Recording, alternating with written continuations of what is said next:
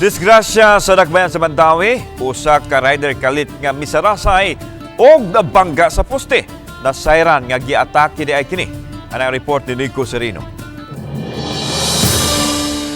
Sa kuha sa Mandawi City Command Center sa highway sa Eskina Pagsabungan sa miaging kadlawon, makita kining rider nga padung sa intersection. Apan inay mo minor, misarasay kini og midasmag ngadto sa poste kilid sa dan.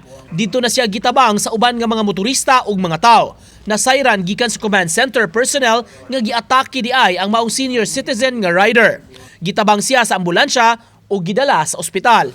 Sa pikas bahin pa dayon giawhag sa mga health authorities ang mga tao magbantay sa kaon karong panahuna. Hinay-hinay lang kun mahimo aron dili makasugat og problema. Kinahanglan ibutang gyud sa ato ang system na always eat in moderation, enjoy in moderation kay ang ato ang panlawas. Nico Sereno, Balitang Bisdak.